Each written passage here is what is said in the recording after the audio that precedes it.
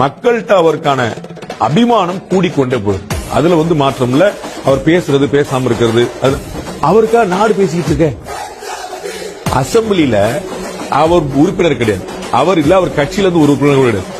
கவன ஈர்ப்பு தீர்மானம் நடந்து அவரை பத்தி சுத்தி சுத்தி பேசு. இதை விட ஒரு ஆள் என்ன பெரிய விஷயத்தை தாக்கத்தை கிரியேட் பண்ண முடியும் நினைக்கிறீங்க?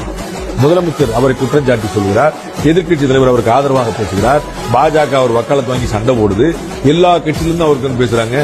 இந்த மாதிரி பத்திரிகையாளர் எல்லாம் உள்ள பூந்து பாருன்னு நீங்க விஜய் எப்படி சொல்லுங்க அப்படின்னு போயிருக்கிறாங்க. அவருக்காக கம்பு சுத்துறதுக்கு 1000 பேர் இருக்கும்போது அவருக்கு கம்பு சுத்துறோம் தம்பி அப்படின்னு ஹாப்பியா இருப்பாரு. அது புரியுங்களா?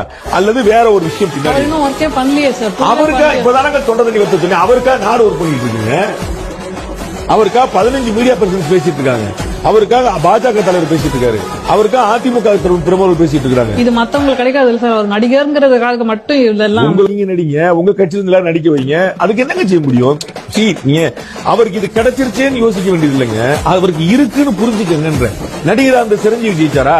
நடிகரா அந்த So somebody is utilizing his opportunity, somebody is utilizing, grabbing something, his talent. உங்க கட்சியில நமிதா இல்லையா? உங்க கட்சியில குஷ்பு இல்லையா? யூஸ் பண்ணுங்க. அவங்க வச்சு என்ன மேடை போட்டிருக்கீங்க? குஷ்புக்கு ஒரு கூட்டம் காட்டுங்க, நமிதாக்கு ஒரு கூட்டம் காட்டுங்க. உங்க கட்சியில இருந்த கௌதமி ஏடிஎம்கே அனுப்பி விட்டீங்க. உங்க நம்ம தெரியுமா உங்களுக்கு? தமிழ்நாட்டில் அதிகமான திரைப்படம் இருக்க கட்சி இன்னைக்கு BJP, not DMK, not ADMK. அதிகமான திரைப்படம் உங்க கட்சியில் இருக்காங்க. நீங்க சேர்க்க மாட்டேன்றீங்க, யூஸ் பண்ண மாட்டேன்றீங்க. விஜய் சந்தர்ப்பத்தை பயன்படுத்திட்டாரு, நடிகரா இருக்க நடிகர். உங்க கட்சியில் நடிகர், உங்க கட்சியில இருந்தா நடிகர் எல்லாம் நல்லவங்க.